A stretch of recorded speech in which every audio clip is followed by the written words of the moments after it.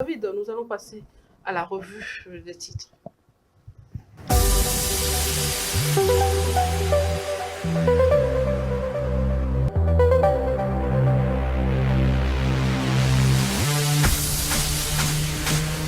Bonjour à tous et bienvenue dans la revue des titres de ce jeudi 16 janvier 2025. 3 sujets seront abordés. L'hommage du chef de l'État aux soldats de l'opération Kundouaré, les prochaines élections sénatoriales et la suspension d'utilisation des timbres physiques de l'Office togolais des recettes OTR. Commençons par l'hebdomadaire Le Bâtisseur qui met à la une grand rapport annuel des FAT. Face aux menaces sécuritaires, l'armée réaffirme sa loyauté et engagement à défendre l'intégrité du territoire. À retrouver à la page 3 du journal. Le Libéral qui met à la une de son journal hommage aux victimes de l'opération Kundouaré, émouvante cérémonie de décoration. Article à lire à la page 3 du journal. En ce qui concerne les prochaines élections sénatoriales, plusieurs journaux ont également abordé ce sujet. D'abord, l'hebdomadaire panafricain Vision d'Afrique qui met premières élections sénatoriales au Togo, un tournant institutionnel majeur vers la 5e République, à retrouver à la page 3 du journal. Quant au bimensuel panafricain L'Audience, premières élections sénatoriales au Togo, encore un mois pour sceller une étape dans la transition du pays vers la 5e République, à retrouver à la page 3 du journal. La Dépêche met à la une élection sénatoriale du 15 février 2025, 91 candidats en lice pour 41 sièges, l'opposition à faune, à lire à la page 3 du journal. Quant au journal Le Bilan, il met sénatorial. La CENI dévoile une liste provisoire de 92 candidatures. Terminons cette revue des titres avec le dernier sujet qui concerne la suspension des timbres physiques de l'Office togolais des recettes OTR. Le bâtisseur met OTR fin des timbres physiques dès le 31 janvier 2025. Quant au bimensuel d'information économie et développement, OTR, suspension d'utilisation des timbres physiques à compter du 31 janvier 2025. L'audience met OTR, suspension des timbres fiscaux physiques 31 janvier 2025 comme dernière date.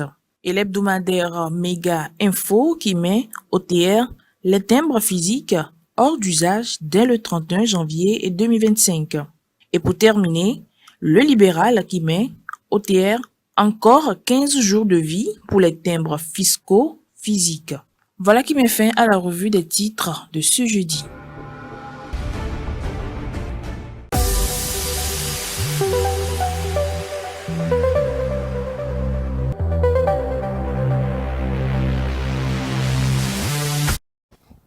Eh bien, c'était la revue des titres de ce matin. Ne vous inquiétez pas, Abbas, nous avons quelques 5 minutes consacrées à ton journal. Et ça va se faire sentir tout à l'heure. Vous n'avez pas vu le messager parce que Chaboré est en congé version papier, mais le site continue de travailler. Donc, ne vous inquiétez pas, allez sur le site du messager et vous aurez toutes les informations. Vous savez, les presses écrites, ils prennent au moins 2 semaines ou 3 semaines de congé. C'est un mois de congé en début d'année. Parce que travailler de janvier jusqu'à décembre, c'est pas facile. Cette année. Non, peut-être qu'il va le faire. Ça dépend. Un mois. C'est un mois de congé. Pour que toi, tu puisses se saisir. On va passer alors à la une du Mania libéré. Wow. Le messager, il n'a pas travaillé, il est en congé. Eh bien, Abbas, vous êtes revenu sur le grand rapport annuel des FAT qui ajuste de façon structurelle et systématique. Tout ça là, ce sont les œuvres de Chaboré. Et systématique, l'outil de défense face aux menaces sécuritaires. Un hommage émouvant aux victimes de l'opération Kundouaré. Abbas.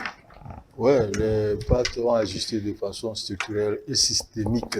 Ah, systémique. Systémique. Je ne sais pas là où elle a vu systématique. Face aux menaces sécuritaires. Vous n'êtes pas sans savoir que nous sommes menacés sur le plan sécuritaire et les FDS sont en train de se débattre. Donc, aujourd'hui, dans le grand rapport, ce qui a été fait, présenté au chef de l'État, chef suprême des armées, c'est qu'ils vont revoir leur façon, les FDS vont revoir leur façon de sécuriser le territoire, l'intégrité du territoire.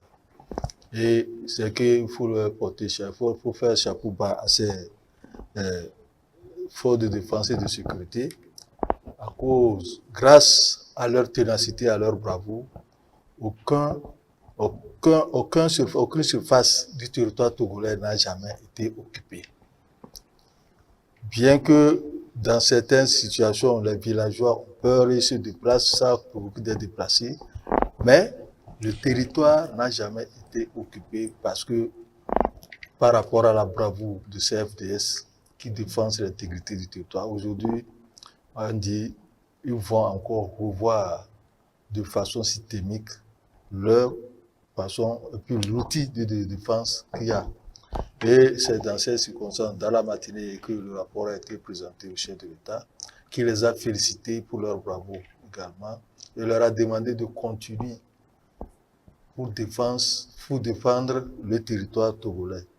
Et ce qui a été fait, après, dans l'après-midi, il y a eu un hommage émouvant qui a été rendu. Oui, nous avons quelques images là, vous allez les voir tout à l'heure. Allez-y, allez-y. Cérémonie d'hommage aux forces de défense et de sécurité. Aux combattants, aux FDS de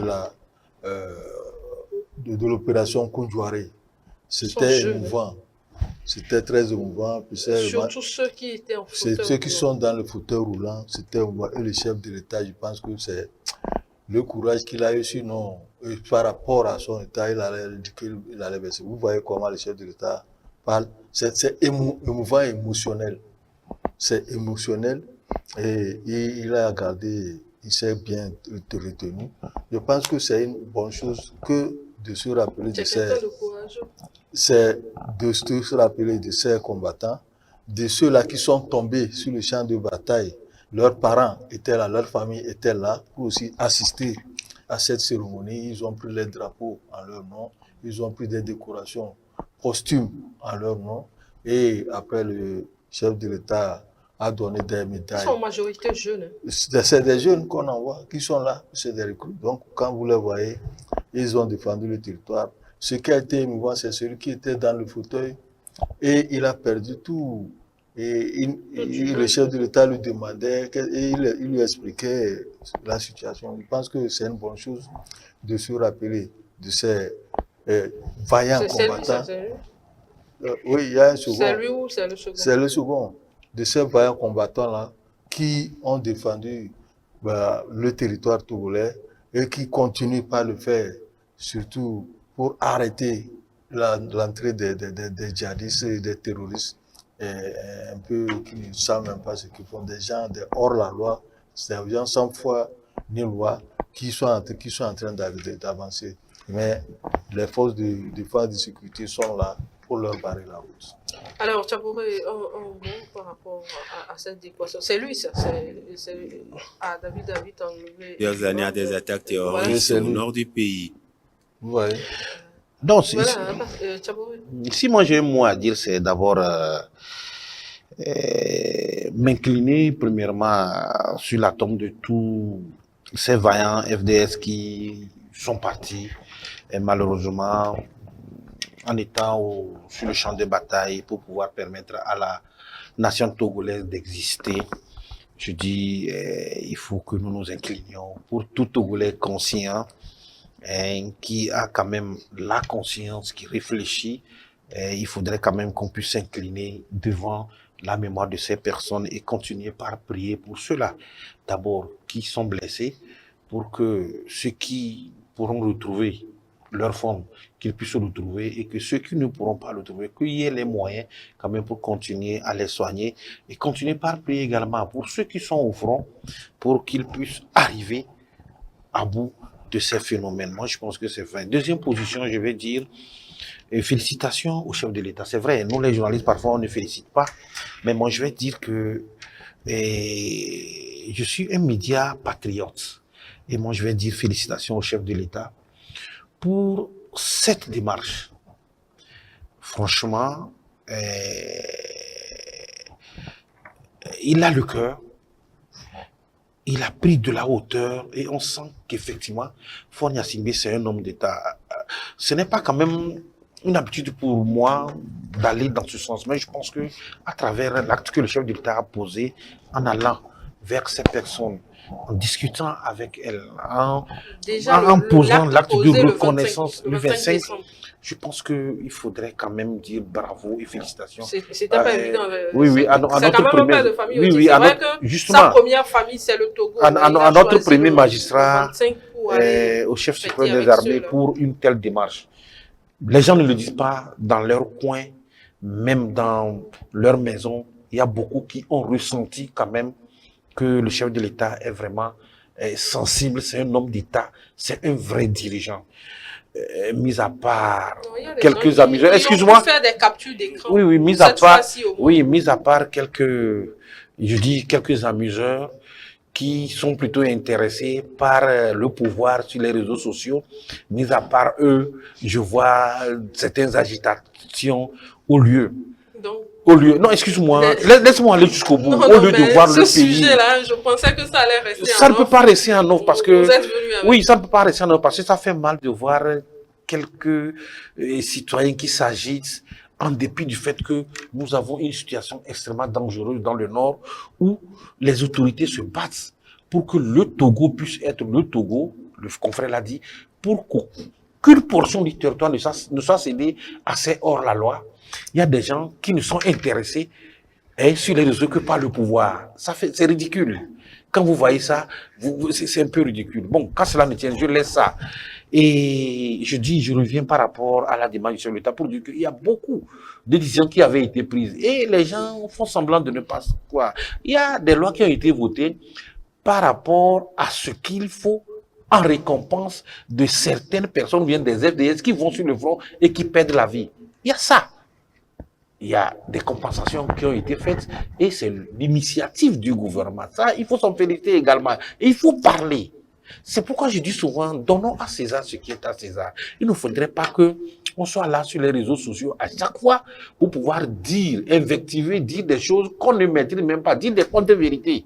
Au moins, si c'était même des vérités, on comprendrait. Si c'était des dénonciations pour amener le gouvernement, les autorités à pouvoir faire mieux, on comprendrait. Mais les gens ne sont animé que par la recherche du pouvoir.